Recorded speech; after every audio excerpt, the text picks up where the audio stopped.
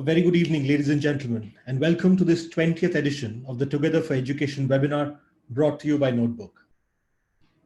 I hope all of you are doing well and staying safe. Now that the process of unlocking from the coronavirus lockdown has started, it is even more important that you stay safe and follow all the safety protocols. When this coronavirus lockdown started, we at Notebook decided to offer our content for free to all the schools and teachers out there. This was done so that students could study more at ease from wherever they were. We also realized that teachers are facing other challenges in their day-to-day jobs. Online classes were new, and so we started a series of teachers training programs, helping teachers become more conversant with online classes. What evolved out of those teachers training webinars was the Together for Education webinar. Requests came in to address topics that were way beyond Notebook's normal day-to-day business activities, but were very important and needed addressing. So we said, why not get a set of thought leaders and thinkers who could guide teachers around the country and what has now become around the world on how best to tackle them. We have been extremely encouraged by the response we received. Over the last so many weeks, all of our webinars have been attended by 500 plus attendees, and we thank you for this phenomenal support that we have received. We hope to see you supporting us through our other initiatives as we go along. Today, we are particularly excited to have with us a phenomenal panel of 3 chief executives of 3 social organizations who make a world of difference around the globe.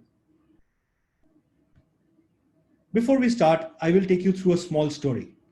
This story dates back to the time when I was working in Africa. In a small West African country, I met this gentleman called Saliu Kamara.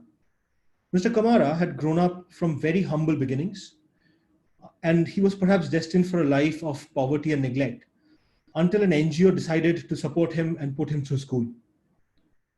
Saliu turned out to be a brilliant student and was soon put into a foreign university.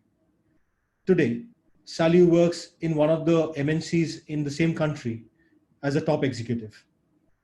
That, ladies and gentlemen, is the power of education being universalized by organizations that choose to support it. Talent is available around the globe, and certain organizations choose to pick up those talent, support them and nurture them to become thought leaders around the world.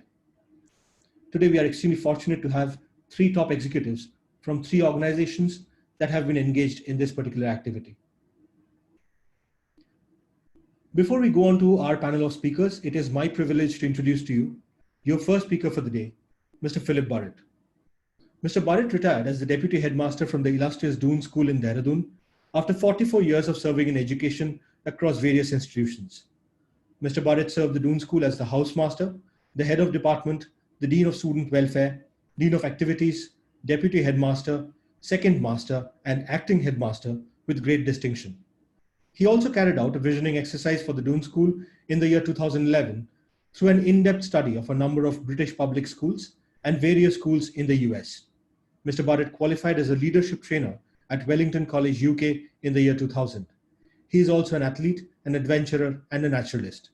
It is our pleasure and privilege to introduce to you Mr. Philip Burrett. Sir, over to you. Thank you so much, Shabayu. Am I audible? Loud and clear, sir. Thank you, Shabayu and Achin, and hello to Meghna, Abhishek, Vivek, and the Notebook family, as well as to our very esteemed panel and our guests who have logged in. When Achin told me about the topic, I found this a bit unfamiliar. So in my schoolmaster fashion, I'm just going to give you a deconstruct of the topic and let Achin and the panel take it on to the meaty bits. So when I looked at the topic, I wanted to talk about nurturing first. Nurturing, in my view, is to take care of people, to value them, to guide them, to make them feel worthy of our concern and support, and to make them feel that they have something that the world needs. I asked why so many Indian doctors, teachers, and bankers go abroad to be successful. Why couldn't they have stayed on and worked over here? Why didn't our country see their talent? Dr. Naresh Trehan, Raghuram Rajan were all working in the USA before they were called out to serve India. The Americans realized their talent. What was India waiting for? The US saw talent in Sundar Pichai, Satya Nadella, Shantanu Narayan, Indira Nooyi, Rajiv Suri, etc.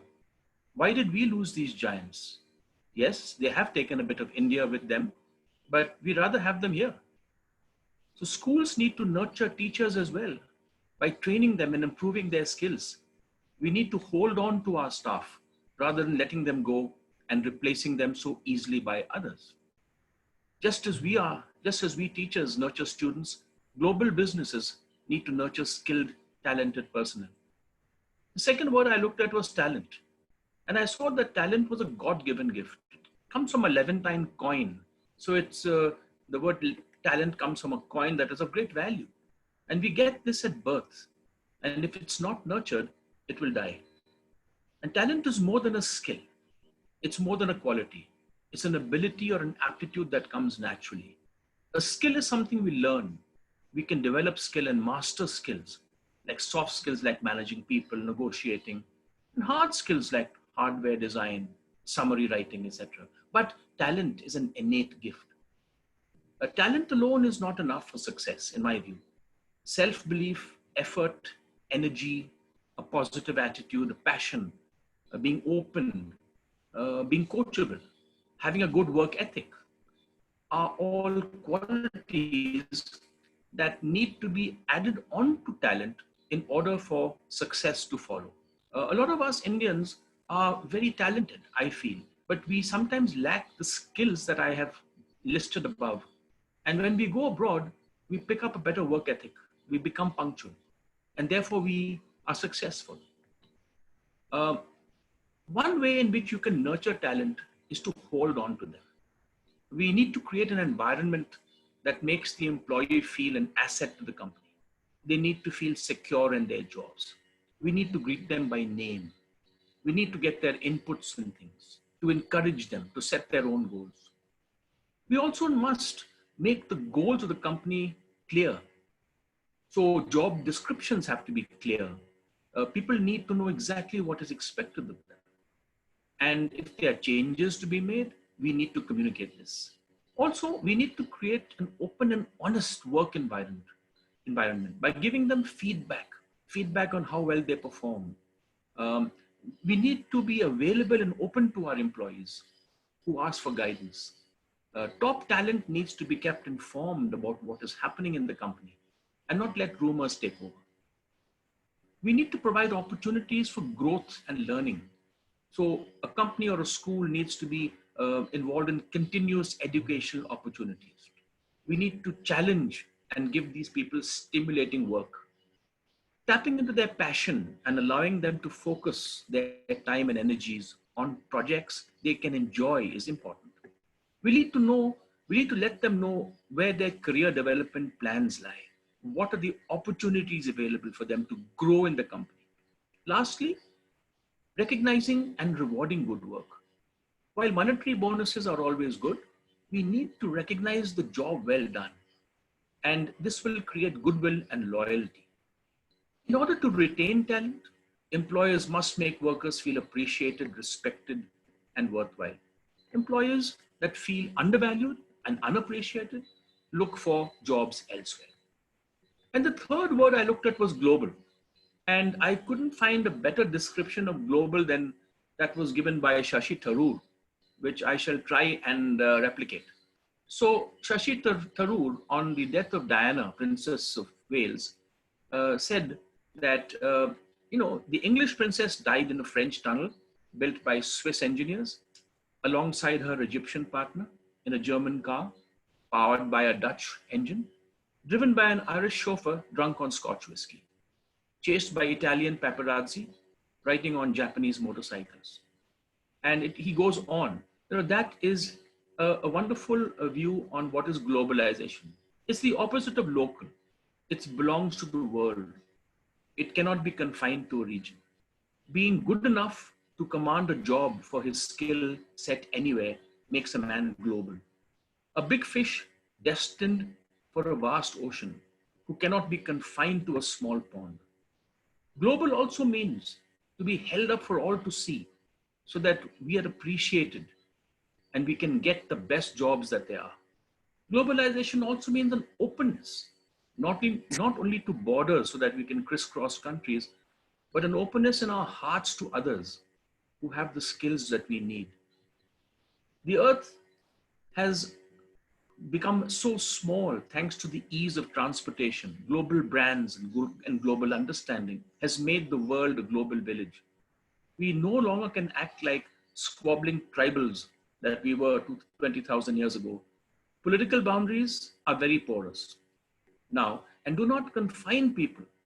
And it is easy for people to study and work elsewhere. A global citizen may have local roots and tastes in food, but he adopts easily to a culture that is alien and a milieu that is different. A global citizen need not forfeit his beliefs, religion, culture, and values. In fact, he must carry his local family and nationality abroad and learn to adapt and fit into any country and culture and to enrich that culture. It is not an either or situation. It's an inclusive mindset. To be global is not to stop being Indian, but it is also to accept one's culture.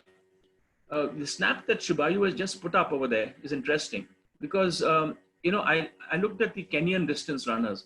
I mean, they are globally talented people. There are so many top runners there in Kenya that they're grabbed up by the Danes and the Dutch and the Americans, the Qataris, and they run all over.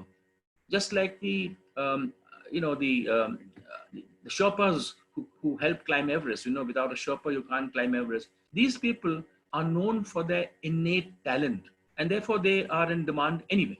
The number of Kenyans that get into US universities just because they can run is phenomenal. Now, this is why internationalism is something that has to be taught in schools. It has to be inculcated in the way our children learn. Now, the Indian diaspora in the US, Canada, and UAE is a case in point. We as Indians, we seem to possess some talent that other countries see and invite us in for. Now, whether this talent is the IT skills that is needed for Silicon Valley that the Americans looked at, or just the fact that we can communicate in English, which made us the BPO capital of the world, or maybe the skill in operating construction machinery, which is why we built the UAE in a way. So when I visited schools in the UK and US, I saw them full of Chinese, Korean, and Japanese students. And this is because these students are brilliant at maths, music, and computers. The schools abroad see the talent in these students and take them in. Now, the same thing that's happening in US colleges. Through the SAT and ACT and the GRE test, they look for and employ the best talent of, in Asia and India. In the educational field in our own country, with the advent of the international baccalaureate examinations and the IGCSE, which many schools are offering in place of the Indian board examinations, initially they all needed foreign teachers to teach the foreign curriculum. But now with almost 170 IB schools in India, most of the teachers are our own teachers who've been trained in a global international curriculum. So initially, while we brought in foreign talent, today our teachers can teach anywhere in the world, whether it be Singapore, Hong Kong, and the Middle East. Now, take for example, the current US trend on immigration. This is going to be detrimental to the nation, as without Indian techies and Mexican grape pluckers and Chinese architects, the country will lose out on talent. What would the US be without the West African, Afro-Americans? What would their sport and music look like? And with the declining populations in Scandinavia and Canada, there would be more need for talented workforce from places like India and China. And our populations are going to supply these countries a workforce. Now, 20 years ago, the slogan seemed to be, "Go West, young man." Today, it has changed. Yes, the US and UK will still be the biggest importers of global talent, but India, China, Malaysia, and Singapore are going to be amongst the top 10 when it comes to attracting global talent. If we Indians are on a whole are extremely adaptable people. We have settled well in every corner of the world, and we command global respect in companies we work for. But we also, as a nation, need to open our doors from talent from abroad, because this improves the quality of our skilled workers and our companies. The tasks of schools, the way I see it, is when they reopen, is to focus a lot on global understanding, internationalism, a spirit of adventure, just like the Greeks and the Vikings, who left their homes and islands to conquer other lands. We need to create an open-minded, tolerant, adaptable, and flexible mindset in our young people who can be at home anywhere, because the future is out there, while at the same time keeping sacred our native cultures and values. They need to be encouraged to think big and not to sell themselves short. Thank you very much, Shubayu. Over to you. Thank you so much, sir. As always, we stand to benefit from your wealth of experience and expertise. And I love the way you took the three words, nurturing global talent, gave each one of them a wonderful definition. As we go into the 0-hour debate in a few weeks, I know a lot of students would learn from you on how they should dissect a topic that they're going to speak on. Thank you so much, sir. With that, ladies and gentlemen, it is now time to introduce to you the next speaker for the evening. Your next speaker is Achin Bhattacharyya. Achin is the founder and CEO of Notebook. A chartered accountant by training, Achin was a director at Deloitte prior to starting Notebook.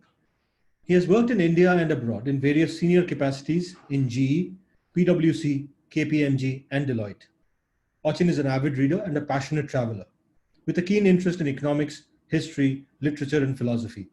He is a regular speaker at various forums and chambers of commerce, and also contributes articles to numerous publications regularly. He is also on the board of some of the most renowned corporates and contributes significantly to brand strategies. Achin, over to you.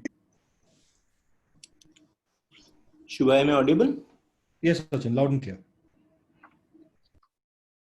Good evening, everyone. I once again welcome all of you to today's very special session.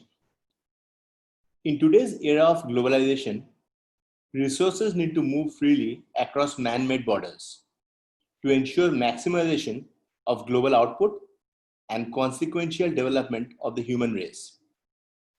The ongoing COVID pandemic has made us realize in no uncertain terms that the whole world is interconnected to an extent where all of us are responsible not only for ourselves, but also for our fellow inhabitants around the globe.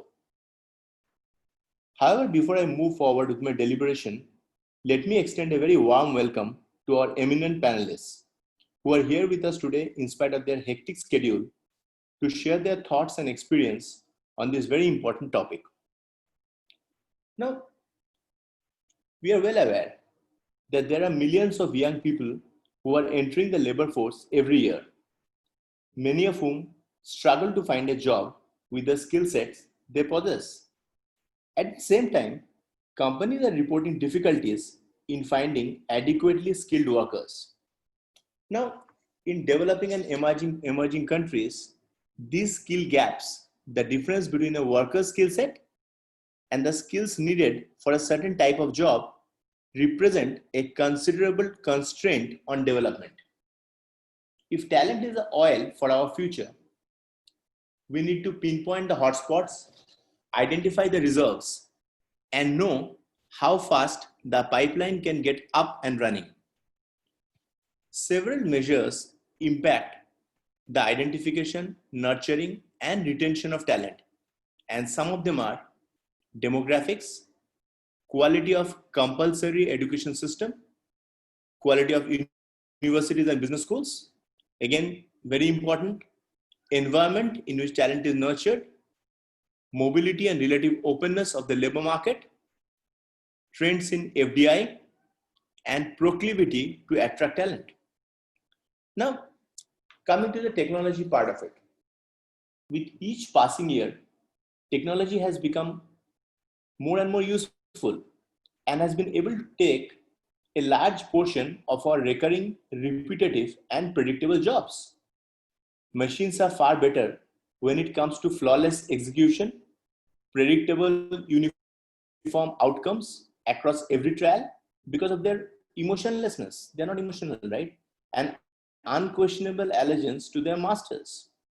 However, irrespective of all its advantages, technology at its best is only an enabler. Nothing can replace the human mind when it comes to handling an unforeseen circumstance which was not pre-programmed when the device was built. Now, what gives humans an unique edge over our self-created technology is not only our IQ, but more importantly, our EQ, and also innovation, the spirit of innovation. Now, again, very important,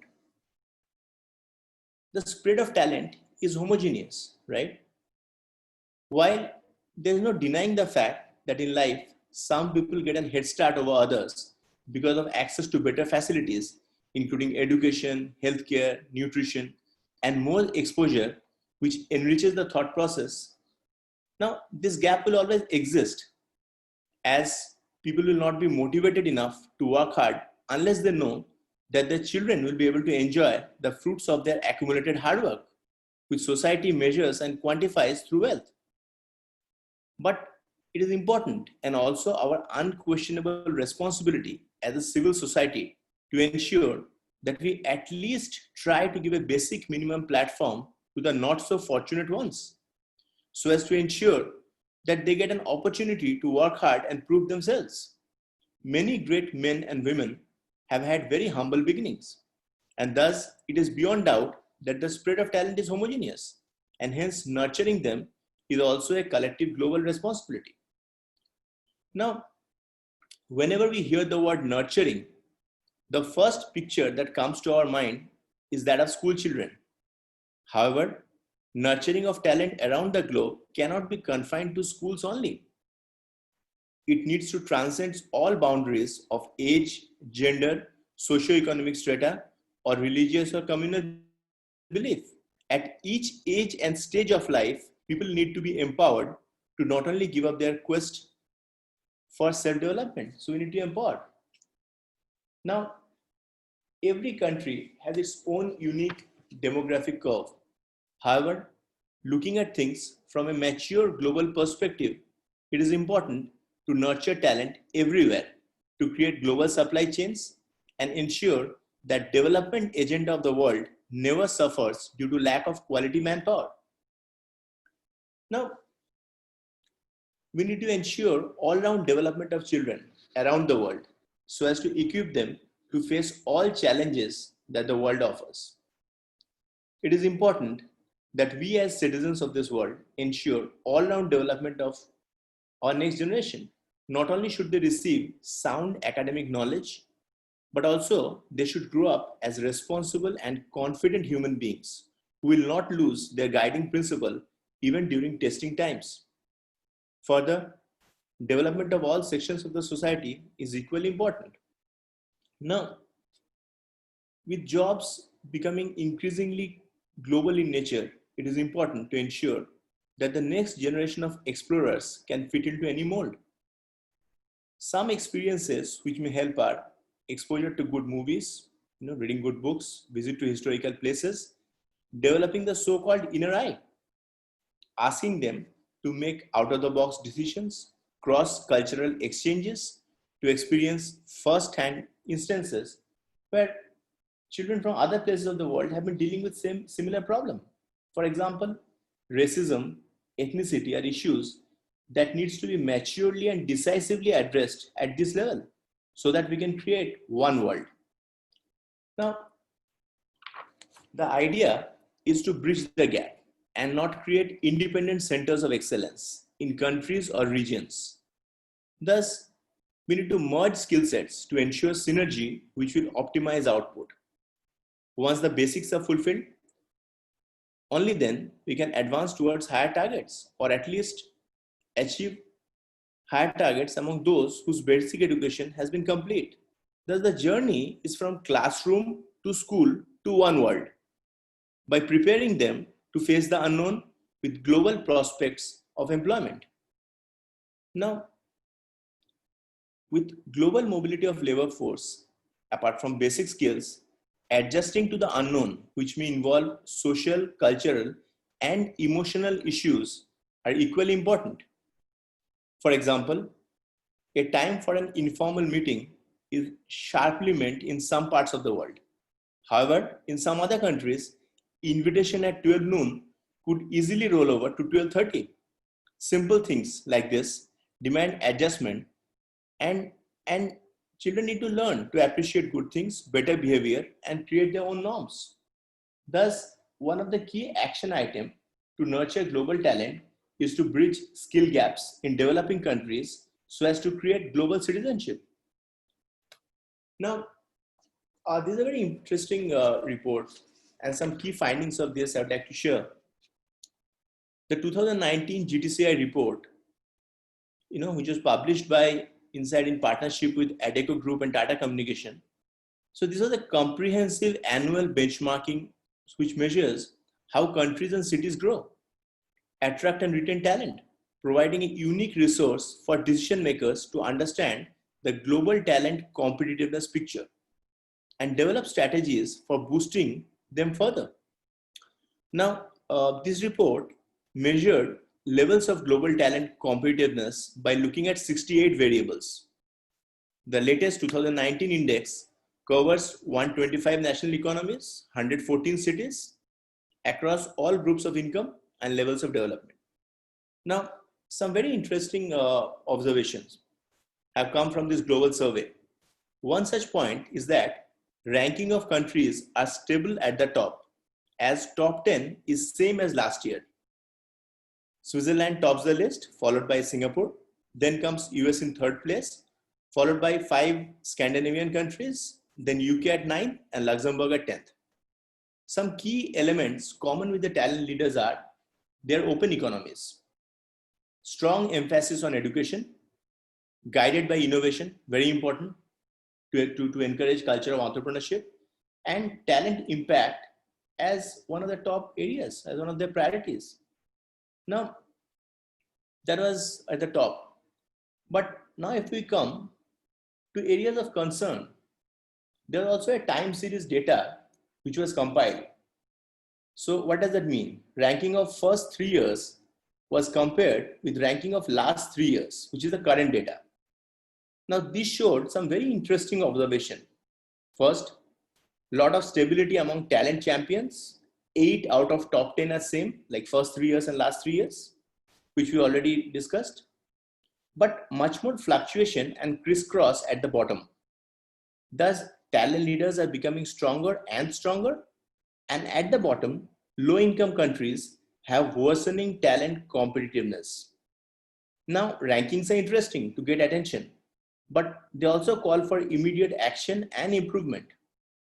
Now, another very important observation is that cities are taking increasingly global role, especially in areas where nation states seem to be failing on commitments made in areas like climate change by implementing innovative policies at the city level. Also, ecosystems are defined at the level of cities, sometimes regions, and so they are much more than at the level of nation states. And thus, they can be far more agile and innovative in control.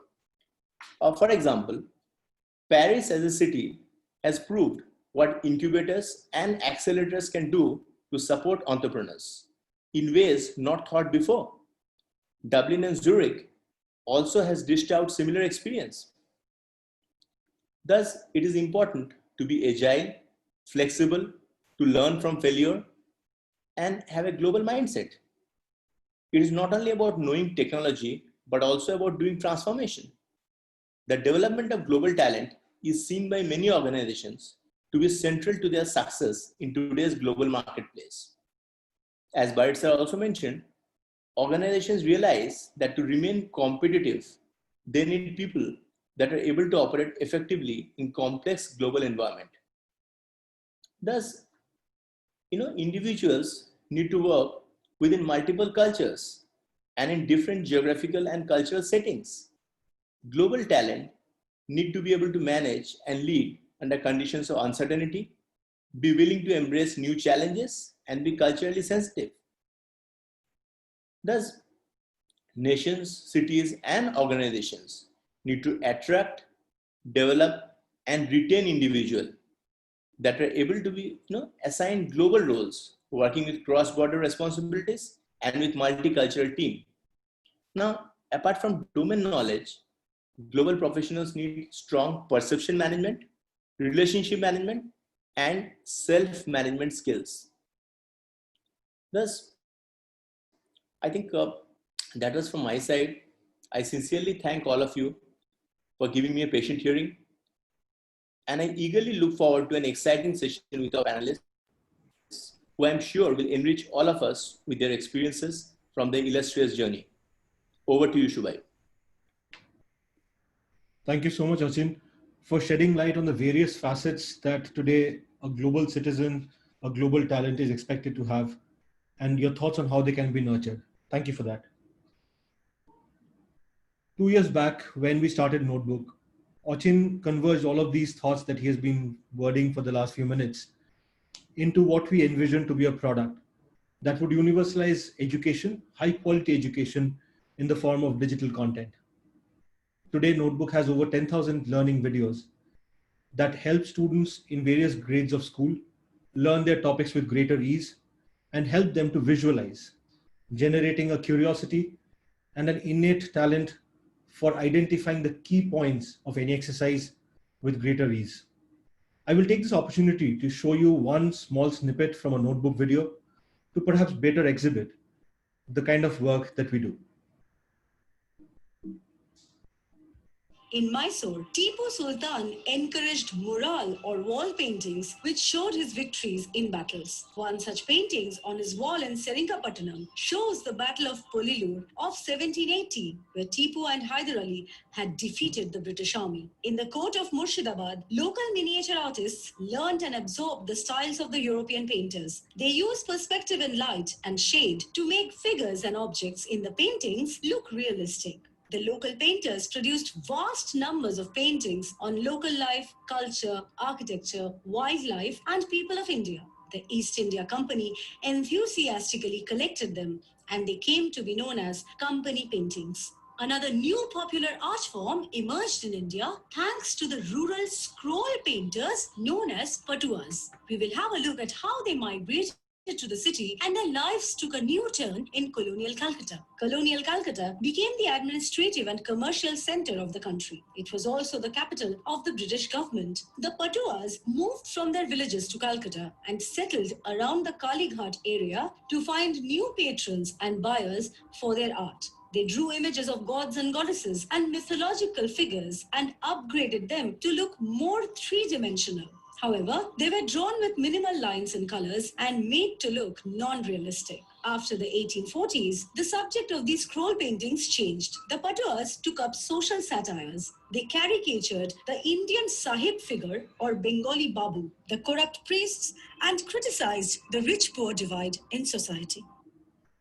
This, ladies and gentlemen, is how Notebook uses art and visuals to convey topics that are otherwise too complex for young students in schools to understand and visualize.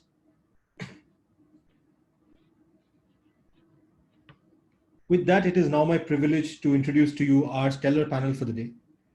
It is indeed our privilege to have with us today Mr. Roeland Monasch, who is the CEO of the Aflatoun International. Aflatoun International is a social franchise delivering social and financial education through a network of 300 plus partner organizations. Its mission is to inspire children and young people to socially and economically empower themselves to become agents of change for a more equitable future. Aflatoun International's programs are implemented in more than 100 countries, reaching more than 10 million children and young people in 2019. In addition to the content itself, Aflatoun International provides all the technical support necessary to develop, implement, evaluate, and scale up social, financial, and entrepreneurship education. Until June 2015, Roeland was the UNICEF representative in Sierra Leone. He was responsible for the UNICEF response during the unprecedented Ebola outbreak in that country. In this capacity, he also co-led with the Ministry of Education the reopening of all schools. He also worked as the UNICEF representative in Georgia from 2009 to 2012, focusing on the deinstitutionalization of all children living in large orphanages established during the Soviet Union era. He served as the UNICEF representative in Zimbabwe during the humanitarian crisis of 2008 and 9, brought upon by cholera, political violence, and hyperinflation. He joined the Zimbabwean country office in 2004 as a program coordinator. Previously, Roeland worked in the Strategic Information Unit in UNICEF headquarters on monitoring the situation of children around the world, which he did from 1998 to 2004. Prior to 98, from 1993, he worked for the World Health Organization, where he worked on the strengthening of health systems department and the Department of Emerging and Other Communicable Diseases in Switzerland and Lesotho. Before joining the UN, he worked in Pakistan, Zambia, and Bhutan. Roeland is a national of the Netherlands, holds a master's degree in sociology from the University of Groningen, and has an additional degree in development economics. He has published extensively in the international scientific literature, especially on issues related to orphaned and other vulnerable children. Roeland, in a family, is married and has a 13-year-old daughter. Roeland, it is our privilege to have you with us today. Over to you.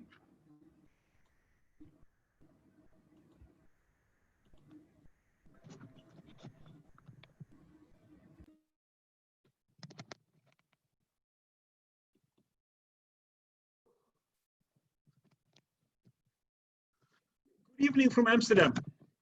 It is a real pleasure to be with you tonight, even if it's online. Let me start to thank our friends at Notebook for inviting us today. And also I'd like to thank specifically Mr. Burrett and Mr. Bhattacharyya for the inspiring reflections we heard earlier. A very quick check. Can you see my full screen? So we can see the presentation. If you're, yeah, now it's on full screen. Thank you. Thank you. So life skills and financial education, that's where Aflatoun is focusing on. And I would like to really take a practical approach after these important reflections on how Aflatoun thinks and about empowering children, nurturing global talent for sustainable career path. Before I go into details, I do want to share with you that the whole concept of Aflatoun originates from India. So the whole model, what I will share with you today, has been developed and tested before we took it global in the India context. So it's an Indian product. You are all familiar with what we basically call the global education crisis. I mean, depending on where you are, between different countries, but also within countries, we have major challenges in the education sector, which we all urgently need to address. First of all, of course, there are many children still today who are not completing their basic education. Even the first few years of secondary education, in many countries, the majority are not completing this. Secondly, even if you complete your basic education, financial literacy levels are extremely low around the world. This is in the Netherlands, this is in India, this is in any country I can point to you. Basically, recent studies, even as a study which was just launched 2 weeks ago by the OECD in Paris, we are seeing that the majority of 15-year-olds do not understand the basics of finance in the majority of countries in developing world. And we're talking about very simple concept, like if I would give you $100 US and the interest rate is 3%, how much do you have at the end of the year? The majority of young people are not able to answer even those simple questions. And even if you complete your basic education, and even if you complete your secondary education and might go to university, we still have the skill gap. The skill gap which Mr. Achin already referred to is what you are learning in your education system, even if you complete it, and what the labor market is looking for, they're not in sync. So at Aflatoun, what we are saying is that there is a real need to provide children and young people around the world with social skills, financial skills, and entrepreneurial skills.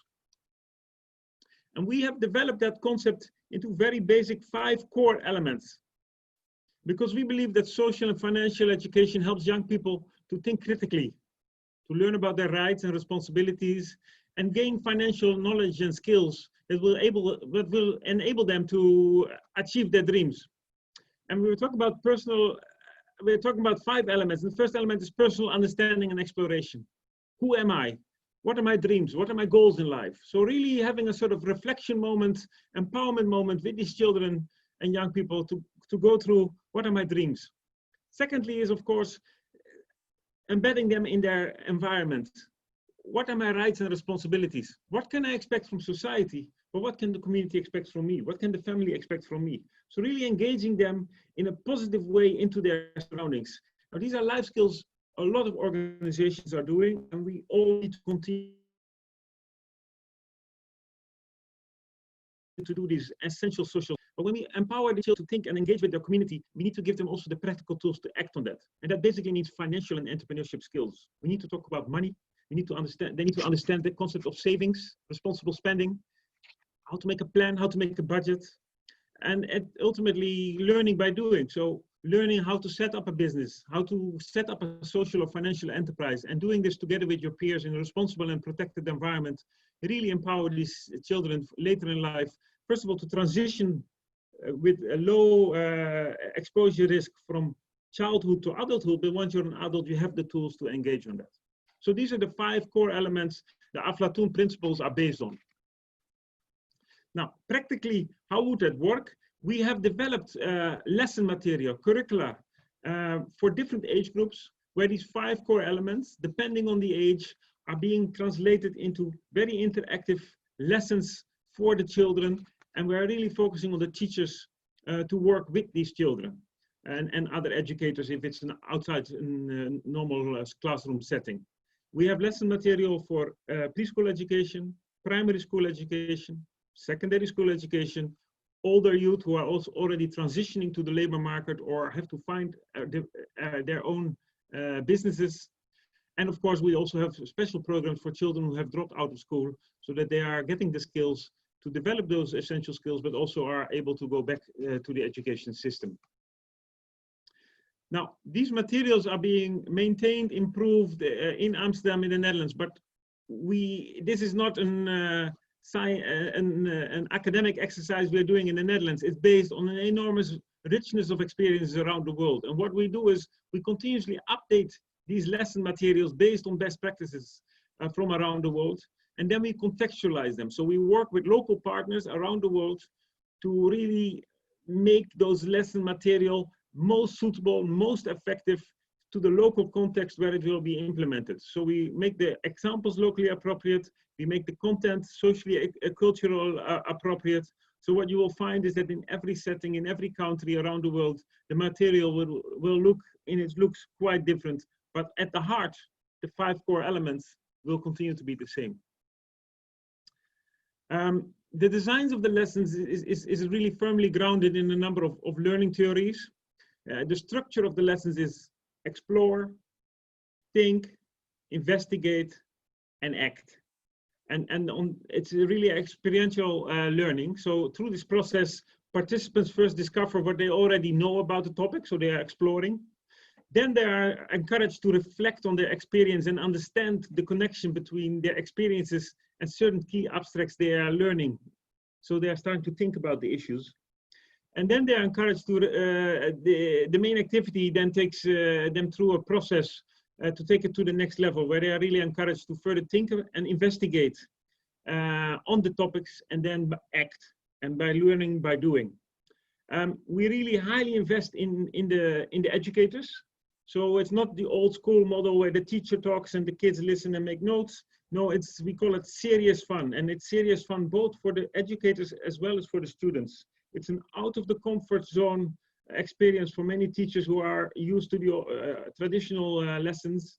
It's really empowering them to engage with children in a different way, encouraging children to ask critical questions, coming up with innovations and suggestions. It's a very playful, interactive way which empowers both the educator as well as the student. And of course, with the whole COVID-19 situation, and our friends of Notebook are experts in this, we have translated our content into digital tools. We haven't developed our own digital applications because, as I mentioned, we work in over 100 countries. So we work with partners in those countries to, again, contextualize and localize the lesson material in digital format into the local digital tools they are using. So our material is usable in Facebook setup, WhatsApp, SMS, in applications as well as at web-based, depend on the level of digital sophistication and the online-offline setting of the schools. Now, whatever we do, of course, our philosophy is that all children around the world need these essential life skills, 21st century skills. And therefore, we need to really look at models which are cost-effective, reaching at scale, but doing it with quality. And therefore, at Aflatoun, we have decided not to implement our own programs, but we are exploring partnerships around the world, where at Aflatoun here in Amsterdam, we continuously develop our content, our curricula. We support contextualization at country and community level, and we train a large pool of master trainers. And we, of course, do quality control. But the owners of the concept of social and financial education is with a large pool of organizations around the world. And these are NGOs, these are a growing number of ministries of education, central banks, microfinance institutions, cooperatives, who really understand that if in order to really build the capacity of children, to really supporting child-based organizations, child rights organizations, you need to give these essential skills to these children. So they integrate these elements into their programs or into the school system, as in many ministries of education doing at the moment. And through that movement of network of partner organizations, we're able to scale up in a very rapid mode. And we're always looking to work with more people around the world.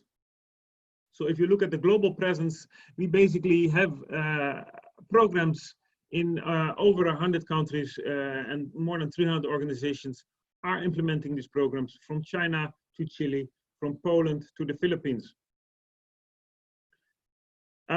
Maybe a few examples, and let me just start closest to home, which is, as I mentioned, India. We have a partner in Mumbai, and this is an example in Maharashtra where we really invest in the building the capacity of the teachers to teach those 5 core elements, and they do this in club activities in an extracurricular setting.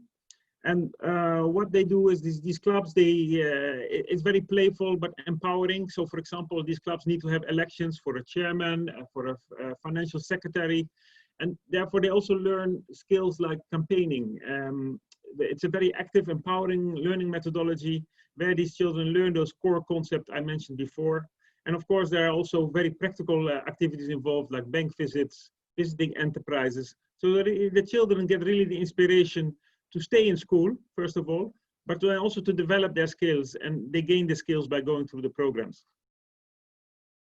Another example is the Philippines. In the Philippines, we have a close collaboration. We have a memorandum of understanding with the Ministry of Department of Education, as well as the National Cooperative Movement, where the cooperatives and the education systems are working together, and where we build the capacity of all these teachers in all these schools to empower children with these essential life skills and financial skills. So these children in the classroom learn about savings, but at the same time, very practically, they open an account with the cooperatives, and they really start using saving the money, and in their plans use the money to generate more money. I also want to highlight again, it is really important to combine the social and the financial element. We don't want to only generate profitable business people. We have heard the skill set before by the previous speakers. The combination of social skills being embedded in an engaged, positive way in your community and the financial skills go very closely together. In China, for example, we work both with private schools, but also with schools of migrant children who are left behind in the rural areas, where we have specific distance learning programs, so that these children also are benefiting from these essential skills. An example in my home country here in the Netherlands, where it's really a project-based approach, where students over a period of 12 weeks are learning the social and financial skills, but then have to develop a project proposal and actually have to go to a local bank to pitch their proposal to get a grant and the winners will be able to get that money and generate the profit they consider to use. And actually, they are using that money to provide to children in other countries to implement the same programs. But again, it's a very empowering program with the concept explore, think, investigate, and act. Similar examples around the world. I mentioned before the whole activity of developing club settings where you have elections, campaigning, knowing your rights about elections. In Egypt, we have programs in many countries in the poorer slums of Cairo, and we have just finalized a national tool together with UNICEF and the Ministry of Education on empowering children with these life skills. In South Africa is a country, like many other countries in South Asia and Sub-Saharan Africa, that the reality is that the large majority of children and young people will not get a job with the corporate sector, will not get a job with the government, but they basically will have to end up in the informal sector or the small scale business sector. So empowering these children specifically with entrepreneurship skills is essential and is so important. So there, the program in South Africa is really focusing on the entrepreneurship skills. Now your question, of course, will be, but does it really work? And I'm happy to say we have done over 75 studies. Many studies are before and after, but we also have done 10 randomized control studies. And what we are seeing is that children really have improved self-esteem. They're more engaged in their community. They ask much more critical questions, which is a good thing. They understand money better. They are more likely to save. They save larger amounts. And what we're seeing is that we measure entrepreneurial attitudes and behavior. We see that there is an increased score significantly among those children which have gone through the program. Just as an example, and this is a measurement among 10 Aflatoun, so preschool education interventions in 10 countries. And what we really see is that the children become more confident in raising their basic needs, and they have a better understanding of the concept of value by practicing habits that are fundamental to financial literacy. So we are, of course, a 3-year-old not teaching about money, but the concepts which are behind the philosophy are being taught. And basically they improve their self-understanding, they're managing their emotions better, in a healthier way, and they identify also the needs of their environment and other children. We're talking about issues like delayed gratification, and what we see is that self-regulation is showing the biggest improvement. They listen to others and respect others more. They are more better able to control their anger. They show patience and they share with others. So that's an example for the Aflatoun preschool education program.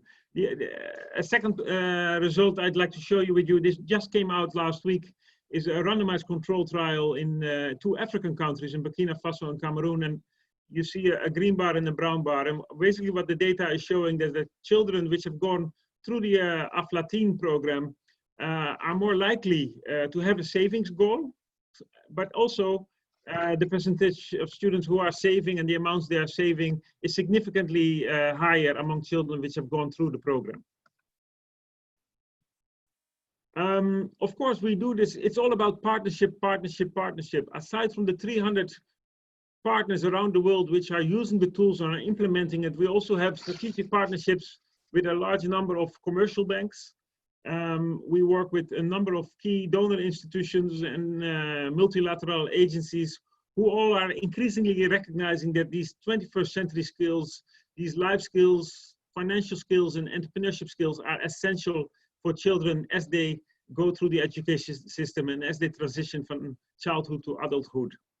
I'm also happy to see that it's not only an increased recognition by international partners, but I'm happy to say that there is also an increased recognition on specifically the Aflatoun tools and the approach.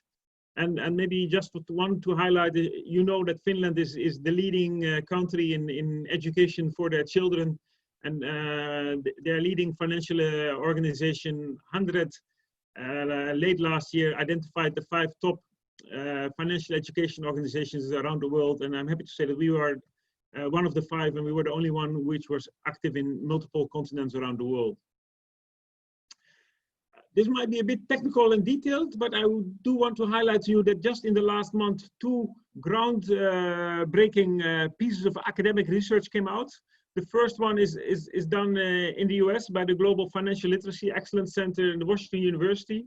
They looked at 78 randomized controlled trials around the world and looked at the impact of financial education on financial attitudes and behavior. And basically the findings are that they're extremely positive, and much higher is the impact than previously was perceived. There is a wealth of new research have come out over the last 5 years, and they have reviewed that, and they're seeing that financial education is having a positive impact on financial attitudes and behavior. But a second study, probably even more important, came out earlier this year, is where they looked at social behavior. And what you see is that financial education also has an extremely positive impact on risk behavior. So they have done a study of, these were 18 randomized controlled trials where they looked at how is it impacting delay of first sex, teenage pregnancies, child marriage. And again, it showed that it's financial education also has a very positive protective effect on risk factors for adolescents. Let me stop here. I just want to, as a final point in my presentation, I think the COVID-19 crisis, pandemic, has highlighted, again, the urgency for financial education, resiliency building among the next generation. You've seen the pictures around the world. Even in places like Switzerland, we have seen long queues for the food handouts. In all countries around the world, a lot of people were taken by surprise, were not prepared for the shock they were exposed to, because COVID is not only a health shock, but it has been an even greater economic shock. And it's now COVID might be an extreme case, but we really need to prepare the next generation to be able to deal with unexpected in their lives, and therefore providing these children with life skills and financial education is more crucial today than ever before. Let me stop here. I'd like to thank you for all your attention.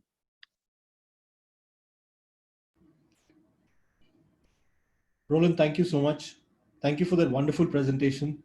And I'm sure you can already see the comments coming to you that it's been a gripping and refreshing presentation. Thank you. Thank you for that. And thank you for the wonderful work that Aflatoun International is doing around the globe.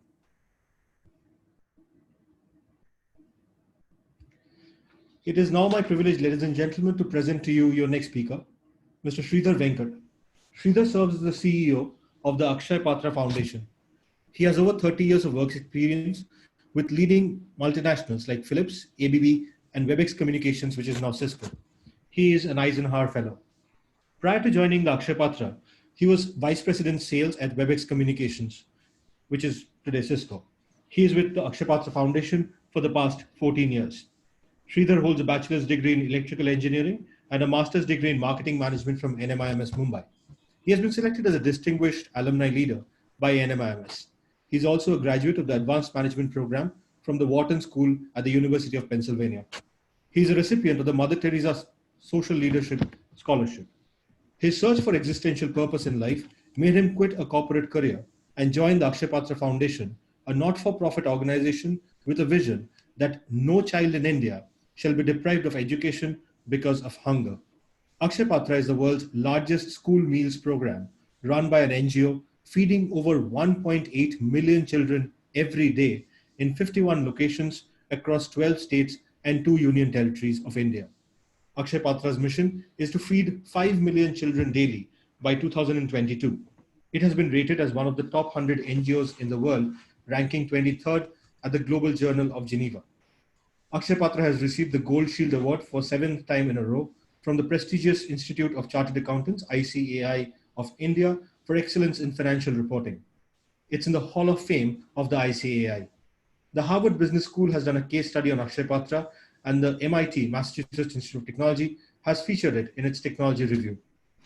Akshaya Patra has been covered by Forbes magazine, National Geographic, Discovery Channel, CNN, BBC, and various other media outlets. Akshaya Patra has also received the Nikkei Asia Prize 2016 for Economic and Business Innovation category. It is indeed our privilege today to have Mr. Venkat with us. Over to you, sir. Thank you, Achin. Thank you, Shubhayu. And thanks to all the fellow panelists for the wonderful discussion. I think Philip opened the discussion in a very nice manner. So I saw one picture which Philip showed was a sapling. So since the topic of today is nurturing global talent, I just want to share some of my viewpoints on this front. There is a problem with my video, so please excuse me for that. I think we tried reviving it, but there's some issue with the video.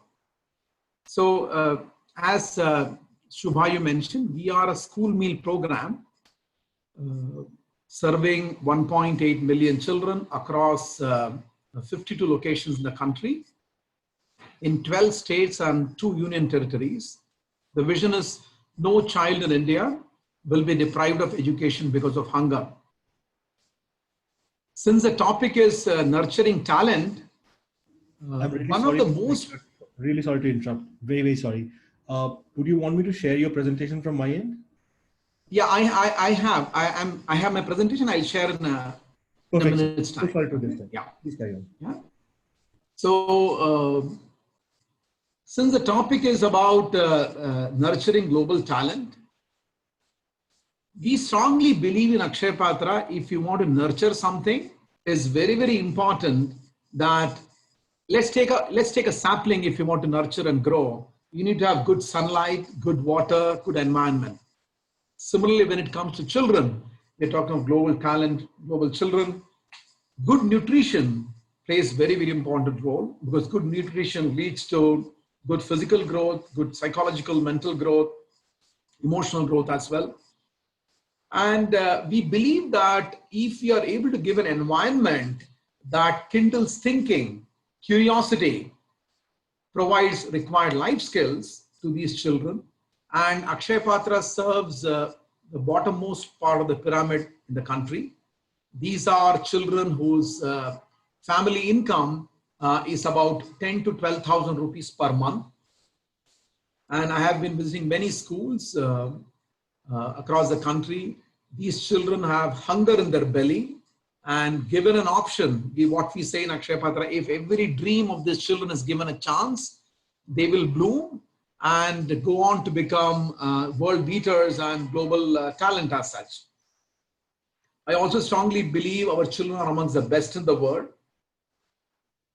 And we also believe that any talent can be made global, provided there is effort and there is support from the people who want to make sure that the right kind of environment is there. So I'll just quickly take you through a brief presentation on something called as NEST in Akshaya Patra.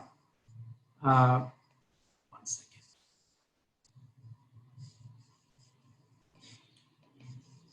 Are you able to see my video, my presentation?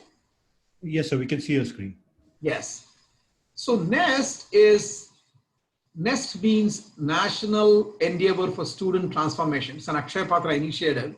Though our program is a meal program, we do keep running pilots which enable children to reach their dreams. So I'll quickly take you through in the next 15 minutes on what is this National Endeavor for Student Transformation is. So basically, it's an initiative that engages government education system to enhance quality of education and create an environment which will contribute to excellent learning outcomes while building an enjoyable schooling experience. So these are all what we do. Our work happens in the government schools. So before I go to the next slide, I want to share with you, since we are in the midst of this COVID crisis, I want to share with you a 1-minute video or 1.5-minute video of how when a child's curiosity is kindled, when the child is given good meal, even if the child comes from bottom of the pyramid, what kind of an output or transformation happens, since we're talking of global talent nurturing. So this video is called Tip Tap by Govardhan. Govardhan is the name of this child. Let me play this video.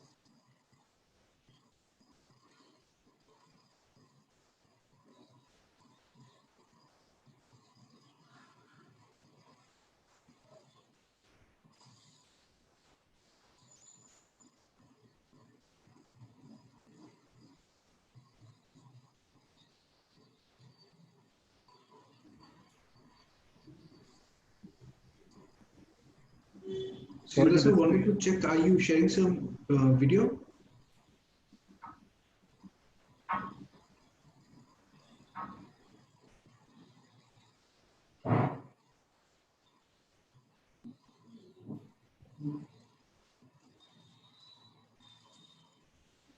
Shridhar sir, can you hear us? Yes, I'm sharing a video. Are you able to hear it? No, no, we are not able to see it or hear it either. Oh my God, okay.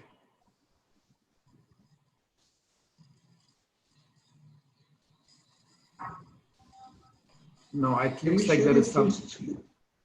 Come again? So could you just share your full screen, and then there is a computer audio, a button for which says share the audio when you share screen.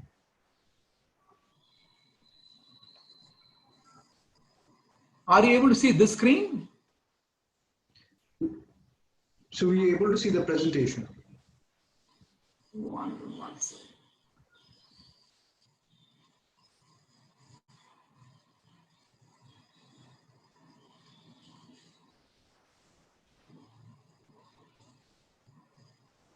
One second, let me stop sharing. So,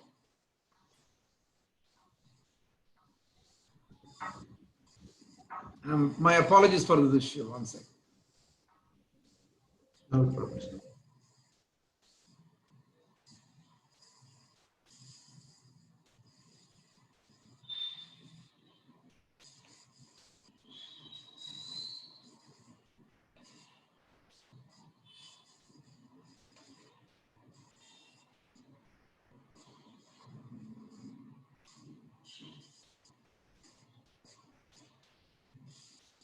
So what I will do, I'll continue with my presentation. I think I'm not able to share the video. Some issue.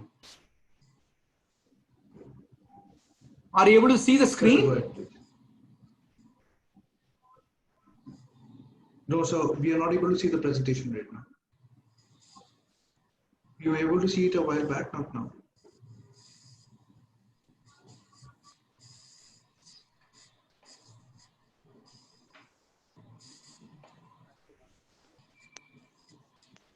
Said you stopped sharing the screen, so you'll have to go back again and share the screen once more. Yeah.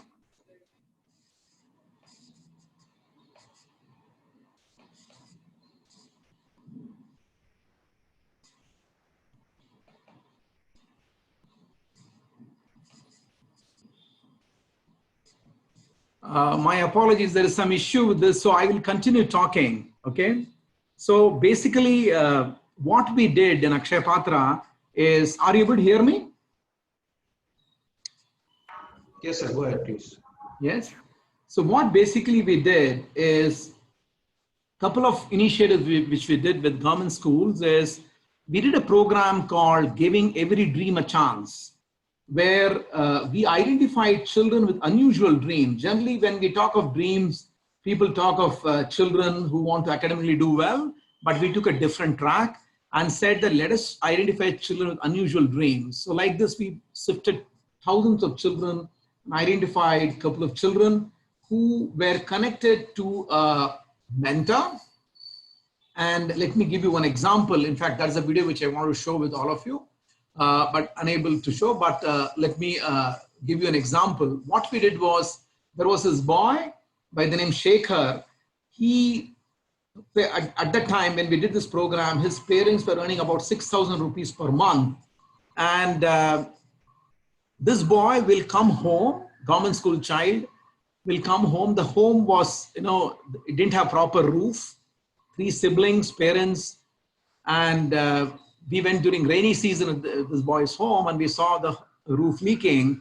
This boy will come home every day from school, and what he will do is, with whatever is there at home, he will whip out a favorite dish of his and serve to the family members. So there was a chef in this boy who aspired to be a chef. So we connected this child to one of the best chefs in Taj in Bangalore. This master chef taught this kid for about 45 days how to come up with a good meal, and we created a wow moment for this child where food critics were called in Taj, His mother was also called, and the food critics were not told what this child has cooked, like this child has cooked. So the food critics were licking their fingers, and at the end of the meal, this kid was called into the room, and the master chef took out his hat, chef's hat, and placed it on this child's head. Now that's the power of a meal and a good education. And then what happened is Taj came forward and said that we would like to make sure that this kid who was in 8th standard gets hotel management education at the Taj school. And after he finishes Taj school, he will be given a job in Taj. Similarly, we did another experiment with another child who wanted to become a theater personality. So she had an idol. So we created a woman for this child and created a drama where this kid performed, and without her knowledge, in the audience, there was her idol, and she did so well that at the end of the program, her idol walked up on the stage and hugged this kid. And she had tears in her eyes, and today she is a big theater personality. So what basically I am trying to say here is, given the right environment, given the right opportunities, these children can do very, very well. And they are no less than any privileged school, which generally people focus on when they talk of global talent. We at Akshaya Patra work with government schools, children with very poor backgrounds, but with fire in their belly. Another very interesting aspect I want to tell you is, about 2 months back, I had a roaring sound outside my office. So when I came out, I saw 3 young boys from a government school where we are feeding the children, and we run a program called Just Robotics there. These kids came driving a robo into my room, and they were so thrilled to show me this robo. This robo was built with, rejected scrap, and they had won a national competition where they had beaten children from some of the best schools in the country, and they had got the jury's special prize. So they were so happy to share that with me, and they had created this robo with all rejected things. So see, what I'm trying to say here is, when you create an ecosystem where a child or a young boy or a girl who has aspirations is able to exhibit his or her talent, I think wonder happens, what I call as resonance. So it's like, many of your engineers here, so when you have a tuning fork, the right environment, and you have this another tuning fork with the same frequency, you get resonance. So similarly, these children are endowed with a lot of talent. It's very important that we identify these children, nurture them, and give them the right opportunity and scale them up. Let me also share with you one last story, and then I'll end my presentation because unfortunately my presentation is not working. I also want to share with you a story where what is the importance of a good meal when we talk of nurturing talent. I met this child, because Akshaya Patra became the world's largest school meal program. So I was very curious to know what is the impact of a meal on a child. So we had started this program 20 years back with just 5 schools and 1,500 children. And today we feed about 1.8 million children over 20,000 schools in the country. We are a public-private partnership, world's largest school meal program. Many awards came to our way, but what I was very keen on knowing, what is the impact of running a program like this on a child. So we came across the headmaster of the first school where we served our meal, and from him we found out this beneficiary boy who had passed out from the school. And when he came to my office, he was a grown-up guy. So I was asking him, Darshan, can you tell me about yourself? So this boy came to my office with an envelope in hand. And he was sharing with me his story. I asked him, tell me about you. So he said, I was son of a security guard, a temporary security guard. At the time, my father was earning about 2,000 rupees per month, and family of 6 people. Mother was a homemaker. And this kid, I asked him, how was your academic performance? So he said, I was barely getting about 40% marks, and I used to faint most of the days in the school. And I asked him, what happened when the Akshaya Patra school meal program came to your school?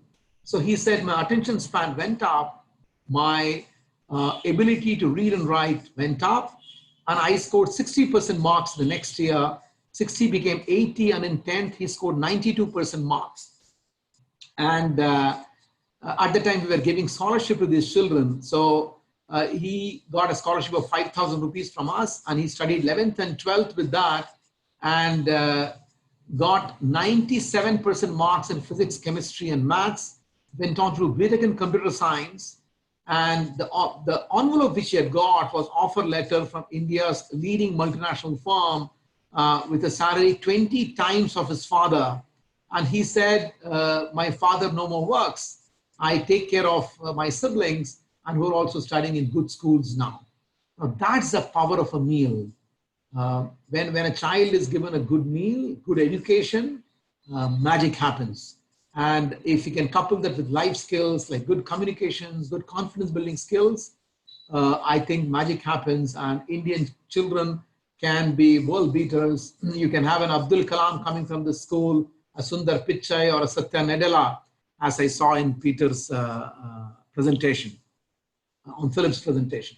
So with this, I just want to close my presentation. We truly believe that if you want to get global talent, we need to really work at very fundamentals, because India, you have a significant number of children who are from the bottom of the pyramid. While there is a lot of focus on global talent at the top end, equally effort has to be put in for the bottom of the pyramid. If you closely observe, some of the best bureaucrats in the country come from government schools. Our former president of India, Dr. Kalam, came from a government school. I came from a government-aided school. So good education, good nutrition, good environment at home, good values, I think can work out wonders. Thank you to the Notebook family for inviting me, and my apologies for this technical glitch. Okay, I want to share a few presentations, few videos to you. Maybe some other time we can do that. Thank you so much. Thank you so much, sir, for being part of this webinar. Our apologies as well. We did not anticipate some of these technical issues that we just faced. But sir, what we will do is we will share the links of the videos that you referred to all the attendees after this session is over. We have their email IDs so that they also can go and check out these videos which are on YouTube about the wonderful. So kind of you. So kind of, I already shared this with Meghna. She can share it with all of you. Perfect, sir. We will share it with all the attendees. Thank you so much. Thank you for the opportunity. With that, ladies and gentlemen, it is now time to introduce our next speaker. Give me just 1 second so that I can share my screen.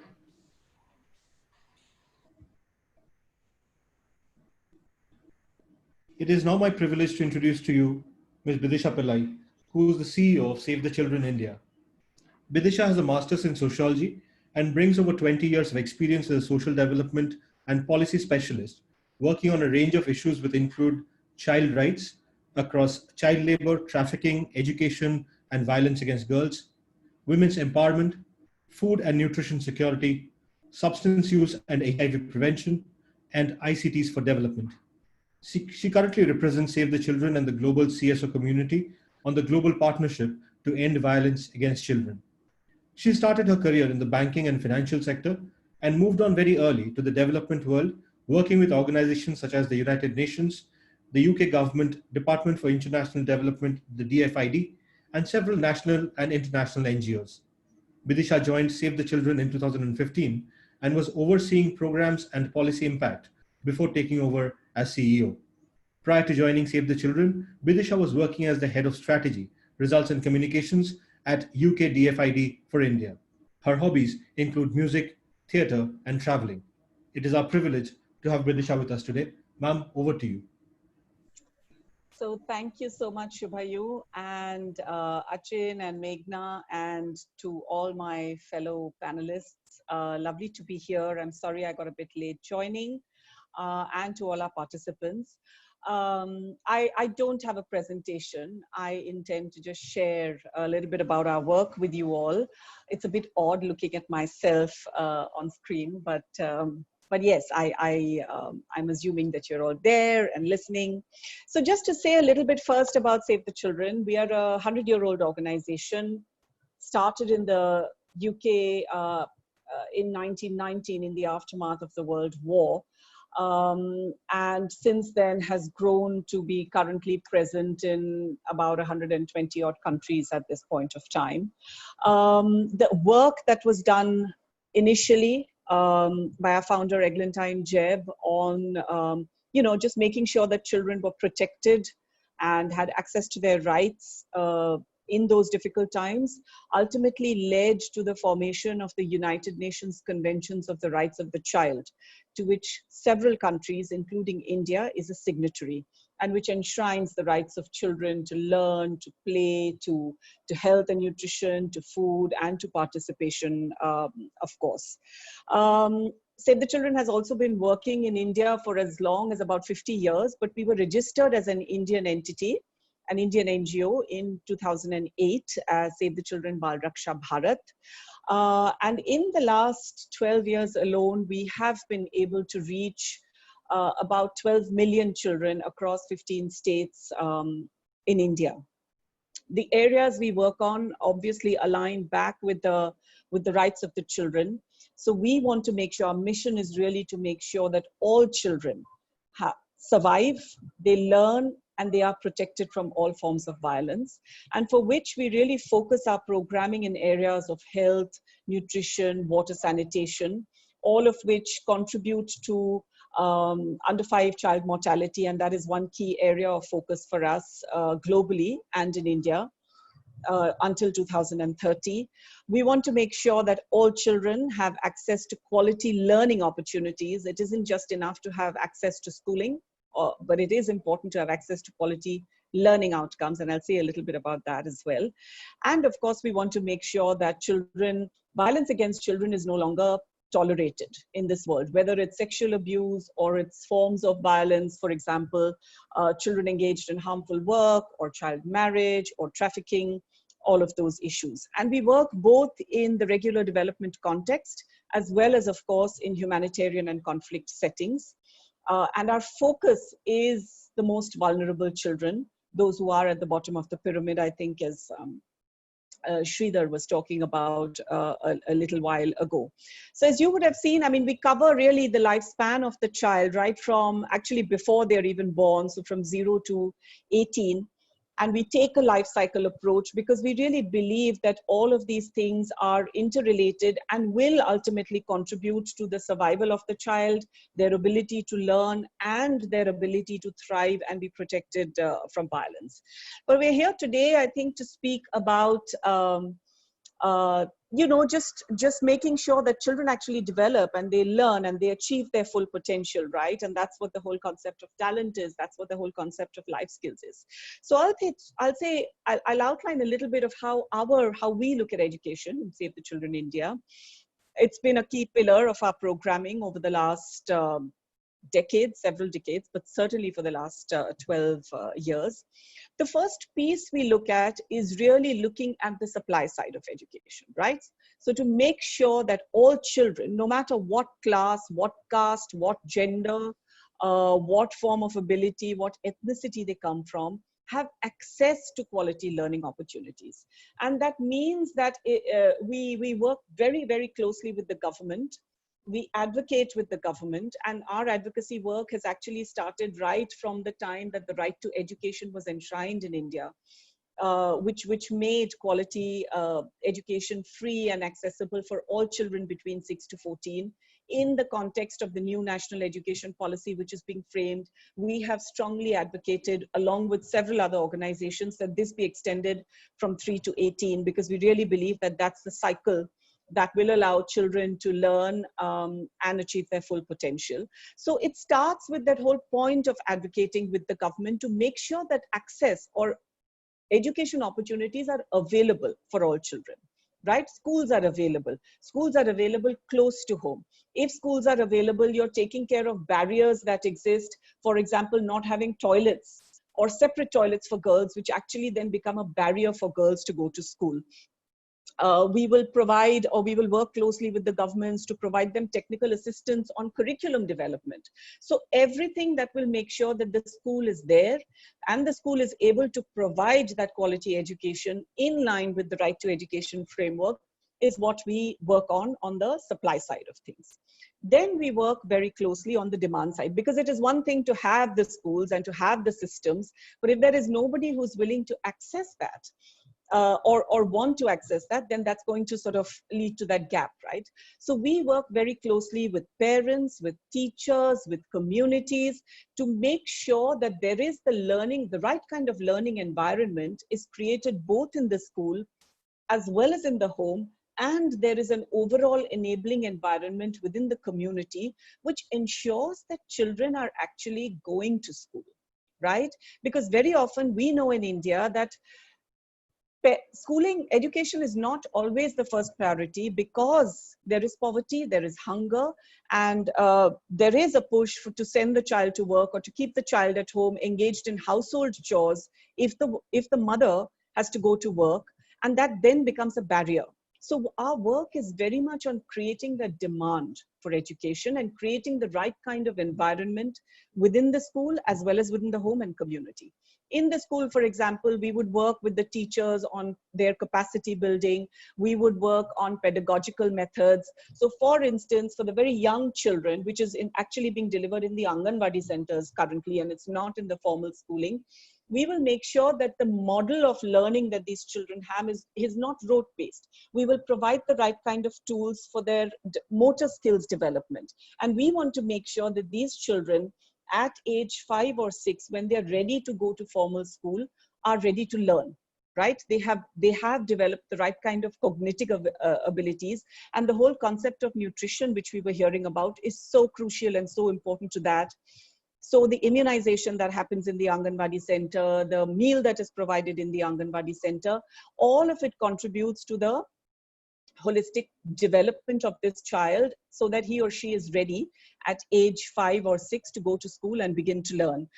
It involves working with parents who are illiterate, perhaps, or have not been through very many years of formal education, because they, I think, really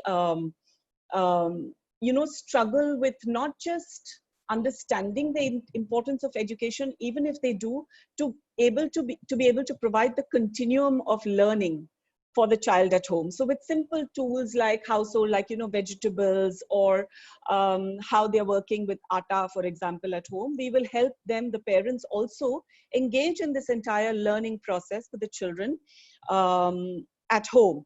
And that's really working on the supply side of things. So you on the one hand, on the one hand, the demand side. On the one hand, you have the schools which are ready to provide the right kind of education. And on the other side, you have the parents, the teachers, the school management committees who understand what is the kind of environment that needs to be available to the child, why it's so important, and are actually invested in their children's education as well. But by far, I think the most critical piece, and this comes back really to the point of life skills, is really providing children the opportunities, the platforms, and building their own agency and their own understanding of why education is so important, of understanding what their rights are, and how they can actually stand up and claim those rights, as well as ensure that children around them are also able to access those rights. So for instance, in schools, right? And the Anganwadi centers, the children are too young for us to be able to really work with them at that age. At that stage, until about 6 years, we work much more with closely with the parents and the teachers or the educators or the Anganwadi workers. But once the children have gone to school, we work within the schools to help them form what we call school cabinets, right?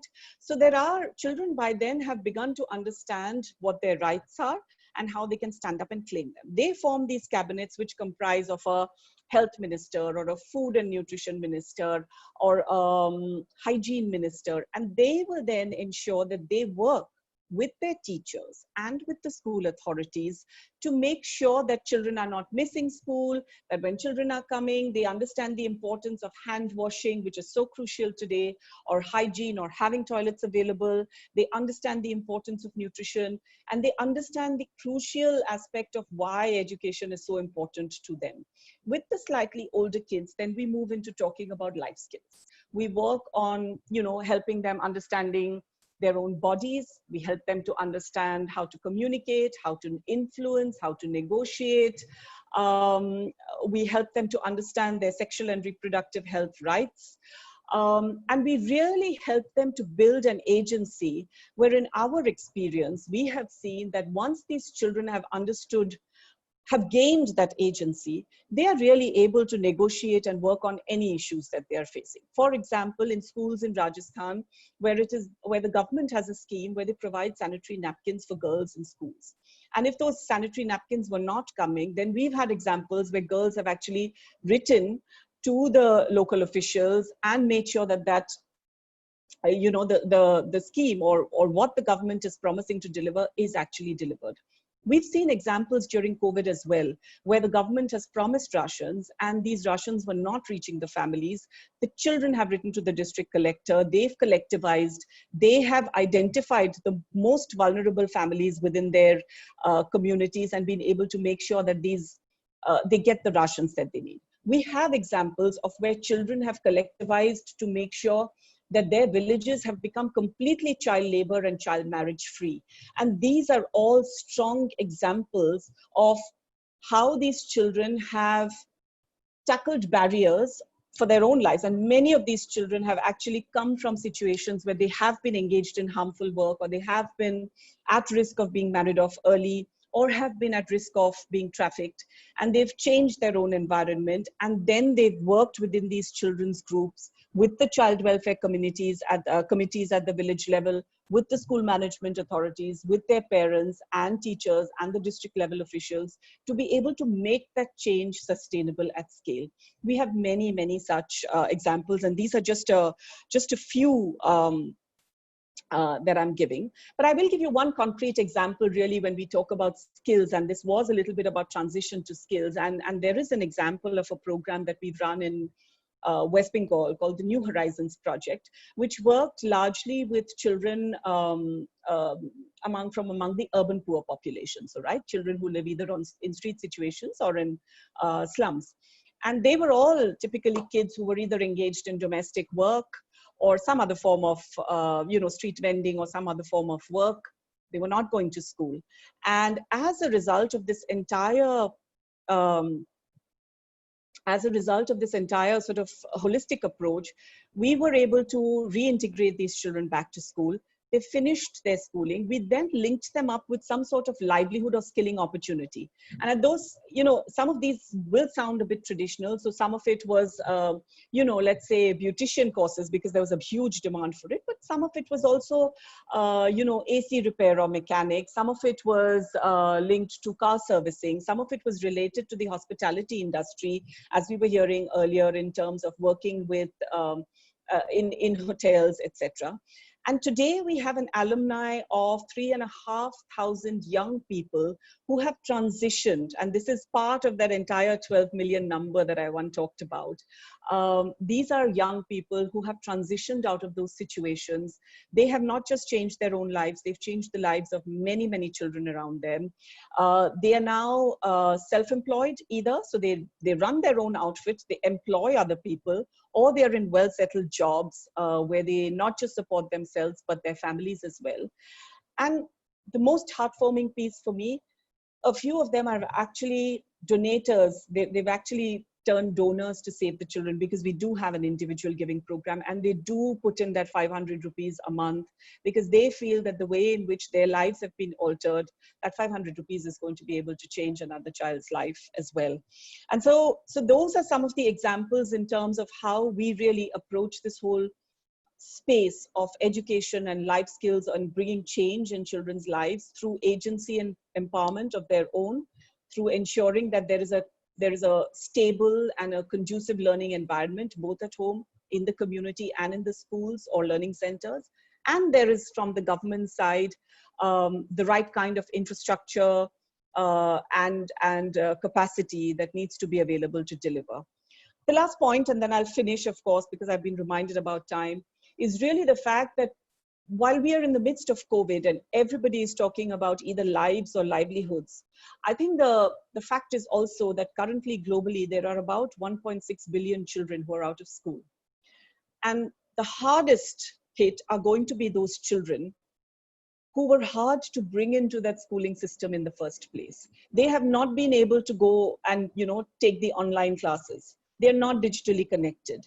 So for us, the most crucial piece is, in the aftermath, in a post-COVID world, whenever that is to happen, whenever that were to happen, or whenever it will happen, how are we really going to integrate these children back into the whole environment to learn? It is going to be crucial, therefore, for us, organizations like ours, for governments, for communities to understand, to sort of re-understand the importance of it, for us to make the right kind of investments in technology aided. And when I say technology, I don't just mean internet, I mean community radio, I mean mobile technology, I mean how do we make education accessible to these children?